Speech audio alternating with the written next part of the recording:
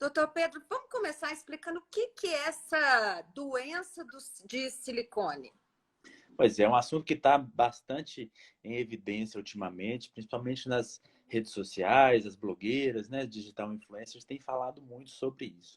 É um termo, na verdade, não técnico, mas que, na grande maioria das vezes, está se referindo a uma síndrome que tem sido relacionada com prótese de silicone, entre outros materiais, a síndrome de Ásia, né, uma doença autoimune, um conjunto de manifestações reumatológicas autoimunes, que pode ser desencadeada por diversos tipos de materiais, né? Inclusive a prótese de silicone. Então, essa síndrome ásia, que tem sido muitas vezes referida como doença do silicone mesmo, né?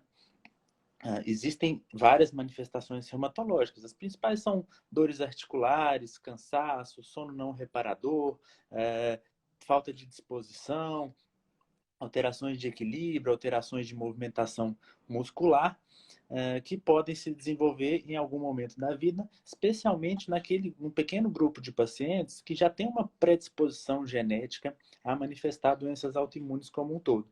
Né? Então, esses Uhum. pacientes podem também manifestar essa doença autoimune, esse conjunto de sintomas autoimunes que recebem a sigla aí de síndrome de Ásia e que muitas vezes tem sido referida na internet, principalmente como doença do silicone. Mas que não é a doença do silicone, né? Porque as pessoas acabam confundindo, não é isso? Exatamente. Existem várias complicações, várias alterações que estão relacionadas, que podem estar relacionadas com o implante de silicone, com a prótese de silicone, e a síndrome de Ásia é uma delas. Né? Mas como ela está muito em evidência, como ela está muito na mídia, digamos assim, acaba que muita gente tem simplificado a doença do silicone como a síndrome Ásia. A Sociedade Brasileira de Cirurgia Plástica até produziu, junto com a Sociedade Brasileira de Reumatologia, um guia, né, um guia de referência para explicar mesmo essas pequenas diferenças. E é basicamente isso, né? Existem Uhum. várias entidades, várias doenças, complicações que estão relacionadas à prótese de silicone. Todas elas são raras, mas existem várias. E a síndrome ásia é uma delas, né? Uhum. Mas quais são os riscos efetivos de colocar um silicone?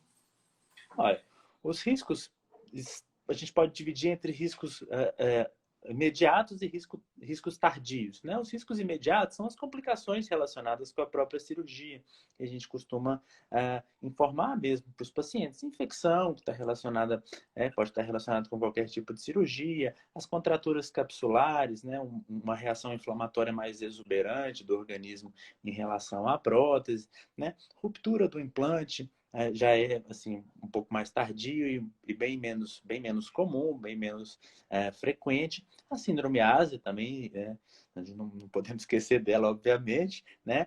Existe um tipo de linfoma que também é muito incomum, mas que está relacionado com a prótese de silicone.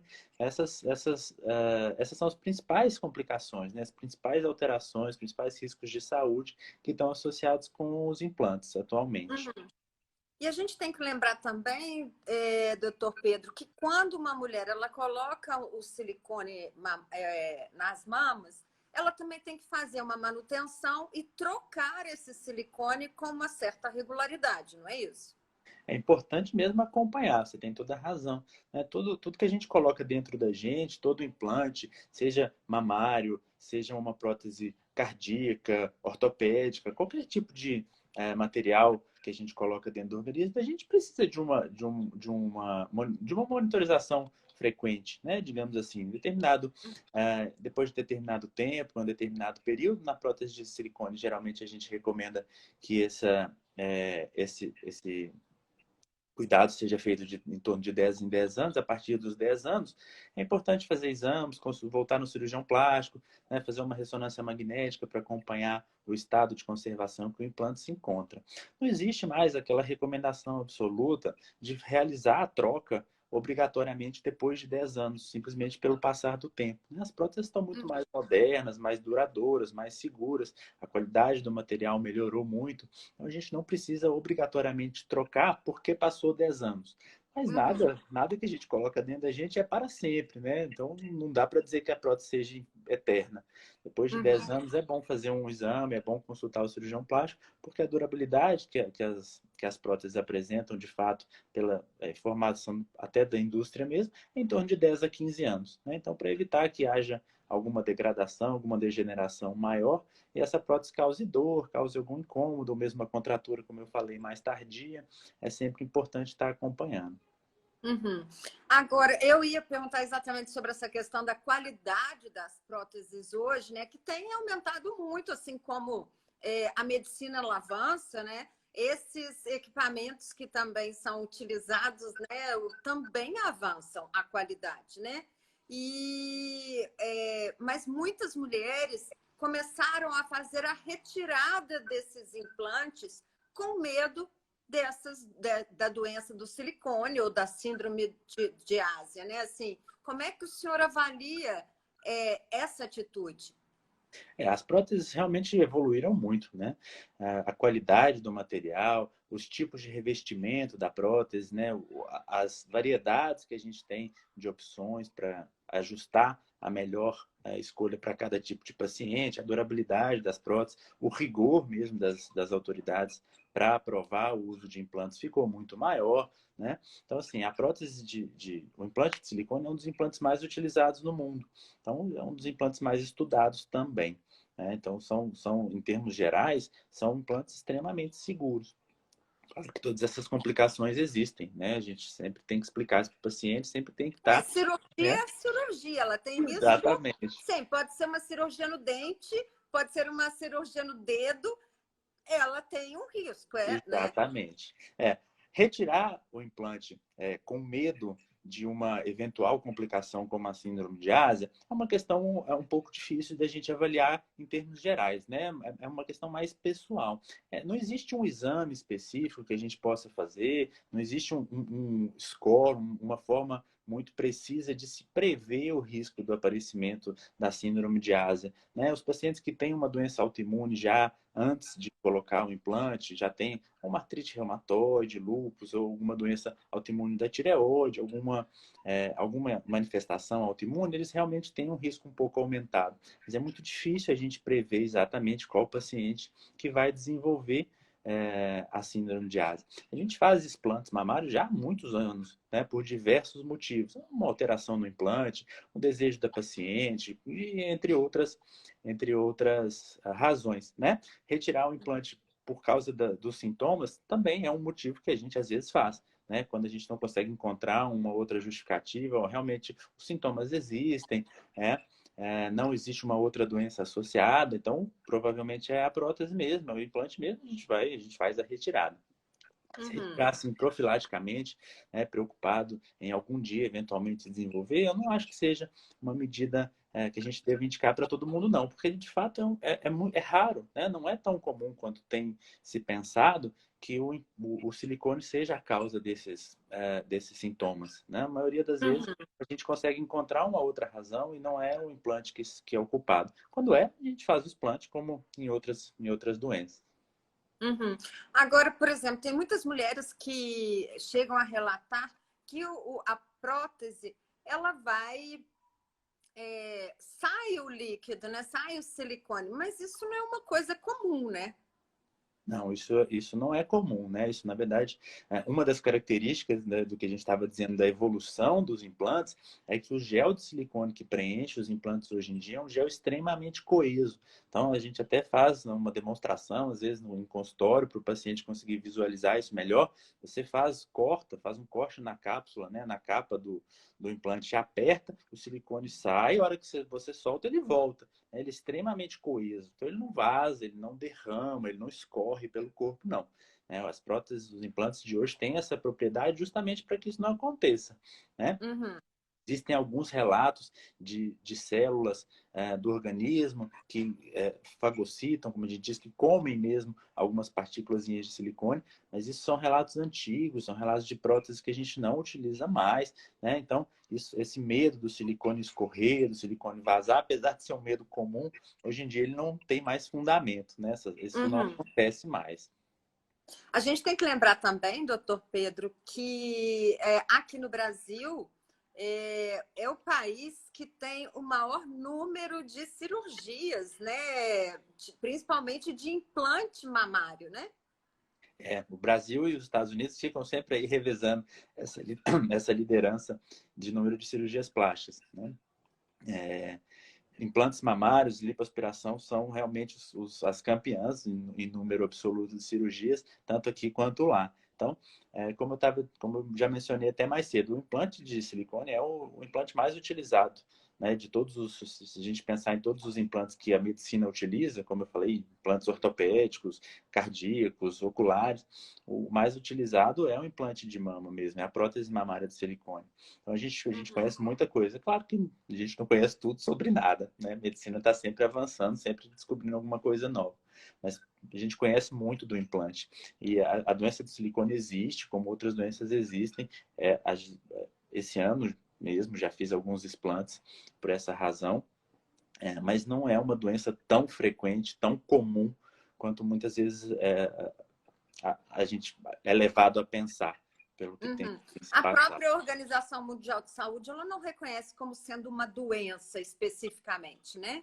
Exatamente, porque como é uma síndrome, né, um conjunto de manifestações que está associado a diversas causas, é muito difícil a gente conseguir estabelecer uma relação causal mesmo com o implante de silicone. Na maioria das vezes, a gente pesquisa, não encontra um outro motivo e acaba presumindo que o motivo seja um implante, né? E aí a gente faz o explante. Também é importante lembrar que muitas vezes o explante, a retirada da prótese, melhora os sintomas, mas algumas vezes não melhora, né? Porque na verdade não era ele. A gente Que realmente na não conseguiu verdade encontrar, mas porque se a existe alguma outra pessoa já tem coisa. algum problema autoimune, na verdade ela Exatamente. tem que continuar procurando para saber a causa, né? Exatamente. A própria síndrome de Ásia, quando ela é desencadeada pelo silicone, o primeiro tratamento não deve ser a retirada do implante, né? Existem medicações, existem tratamentos clínicos que podem resolver os sintomas sem a gente retirar o implante, né? A retirada do implante vai passar tanto por a falha do tratamento clínico, quanto também pelo desejo da paciente, né? Muitas vezes o paciente quer retirar, quer mudar. A gente sabe que os padrões de beleza variam ao longo do tempo. Tem época que as pacientes procuram implantes maiores, tem época que voltam a procurar implantes menores. Então, às vezes, a gente acaba retirando por essas razões também. E qual que é a orientação do senhor, ou qual que é o seu conselho para as mulheres que querem ainda colocar, né, não só por uma questão estética, mas às vezes até mesmo por um problema na coluna, né, dependendo do tamanho da mama, que dá vários problemas na coluna, ou até mesmo por uma questão estética, quer aumentar um pouco mais, quer diminuir um pouco e tudo. Qual seria a sua orientação para uma mulher que quer colocar um silicone, fazer um implante mamário?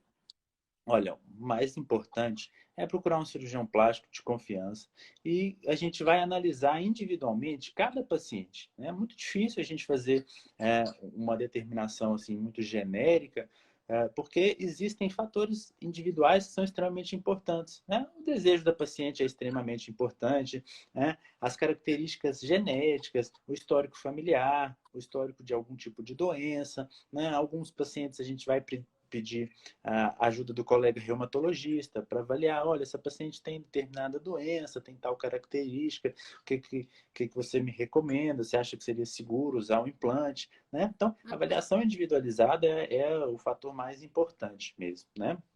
A gente sempre conversa com os pacientes sobre todas essas doenças que eu tô mencionando aqui para você, todos esses riscos, essas complicações. E lembrando também que, apesar de elas existirem, elas são raras, né? Então, o benefício social, o benefício de autoestima, de satisfação consigo mesmo, muitas vezes é bem superior do que o risco de alguma dessas doenças acontecer, né? E a grande maioria das doenças, dessas complicações, quando acontecem, são tratáveis, são resolvíveis, desde que a gente tenha um bom acompanhamento. Então, o mais importante mesmo é procurar um cirurgião plástico, um bom cirurgião plástico de confiança, para que a gente possa avaliar cada caso. E qual que é o índice de rejeição de um implante mamário? Olha, não existe de fato uma rejeição, né? O silicone é um material extremamente bem tolerado pelo organismo. Ele não é, não existe a rejeição propriamente dita. O que as pessoas muitas vezes se referem como rejeição são essas Uhum, complicações que eu te falei, né? Contratura capsular, principalmente, exposição da prótese por causa de uma deiscência de sutura, uma ferida que abre durante o pós-operatório, uhum, ou uma infecção, né? O índice é baixo, o índice é menor que 1/1000. É, são complicações infrequentes mesmo de acontecer. uhum. Tem a Aparecida, ela está falando o seguinte: ela tem uma prima que teve que tirar porque deu a doença e a cicatriz abriu, não fechava, ficou ruim no hospital internada, deu febre, infeccionou, ou seja, em pouco tempo ela teve que tirar tudo. E aí isso é de caso a caso, né? Assim, isso Exatamente. depende da pessoa, né? Da própria pele, né? Tem várias razões aí que interferem, não é? É um conjunto isso, né? É um conjunto, exatamente. Depende de tudo isso que você falou, né? Depende de técnica operatória, depende de histórico, né? E são inúmeros fatores que estão associados a esses riscos mesmo, né? Então, assim, pelo que ela está contando, parece que teve que tirar o implante, a cicatriz abriu, não fechava. Isso pode muito bem não ser uma doença do silicone propriamente dita, né? Existem alguns tipos de bactérias que causam esse problema, uma cicatriz que não fecha, que não resolve, e é um motivo, inclusive, de fazer explante mamário mesmo, um tipo de bactéria que a gente tem muita dificuldade de tratar enquanto está com o implante. Eu fiz uma cirurgia dessa, não tem nem uma semana, inclusive, de um paciente que veio do interior. Então, existem vários fatores mesmo para que isso possa ter acontecido com ela. E a gente tem a questão da queloide também, né? Tem mulheres que têm mais propensão a ter queloide, né? A cicatriz, a qualidade de uma cicatriz é um dos fatores que o cirurgião plástico tem menos controle. Né? A gente tem a nossa parte de responsabilidade, digamos assim, o cuidado técnico que a gente precisa ter, mas existe um fator individual, genético de cada paciente que é muito forte, que é muito importante. Então, a cicatriz é um dos principais motivos, digamos assim, que a gente precisa de ter um acompanhamento pós-operatório a médio e longo prazo mesmo, né? Não basta fazer Uhum, um implante mamário, depois de 15 dias, 20 dias, está tudo bem, aí acabou. Não, a gente tem que uhum, acompanhar mesmo, porque as características da paciente vão ditar com muita força a evolução que a cicatriz pode ter. E aí, nesse uhum. período, a gente pode precisar intervir de alguma forma, né? Existem alguns recursos que a gente tem para tentar modular a evolução da cicatriz, mas se a gente deixar ela correr solta, o fator genético vai ser predominante. E aí pode, né, como você falou, tem alguns casos de pacientes que têm queloides, algumas cicatrizes hipertróficas, né, algumas cicatrizes se alargam e ficam esteticamente desagradáveis. Então é importante mesmo Uhum. acompanhar, porque se a gente deixar por conta da genética, pode ter muitas surpresas desagradáveis. É verdade. Ah, doutor Pedro, para a gente encerrar, o senhor falou aí da campanha das sociedades brasileiras de cirurgia plástica e reumatologia. Ela chama Mitos e Verdades. Como é que as pessoas podem acessar essa campanha, né? Como é que elas podem se informar sobre essa questão não só da doença do silicone, mas também a síndrome ásia?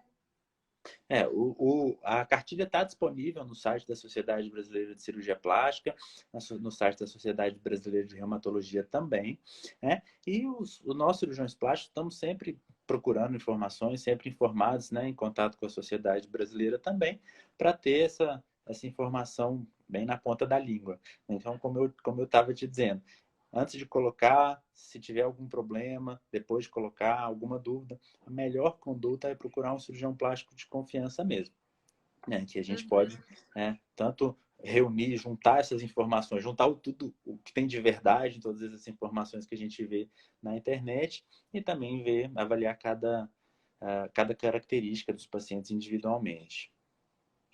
Ok, então, muito obrigada, doutor Pedro. Te tirei aí em pleno sábado, né, para poder trabalhar um pouquinho. Nada, é isso mesmo. A gente trabalha sempre, porque é isso. Foi um prazer, Maria Amélia. Sempre bom estar aqui com Muito, você. muito prazer em tê-lo aqui novamente com a gente, por todas, né? Eu te agradeço por todos esses esclarecimentos, porque Nada melhor do que uma informação boa para passar para as pessoas que acabam nos acompanhando aqui, né? É verdade. Eu que te agradeço a oportunidade, sempre que precisar, estou à disposição, qualquer dia da semana. Tá bom, então. Muito obrigada pela sua participação. Eu conversei aqui com o Dr. Pedro Bersan. Ele é cirurgião plástico, membro da Sociedade Brasileira de Cirurgia Plástica, que veio falar para a gente e esclarecer o que é a síndrome do silicone e também a doença do silicone e a síndrome ásia. Esta live ela fica salva aqui no IGTV, do Instagram do Hoje em Dia. Você também pode assistir no canal do YouTube do Hoje em Dia ou então acessar o portal do jornal Hoje em Dia. Doutor Pedro, muito obrigada mesmo. Um ótimo final de semana.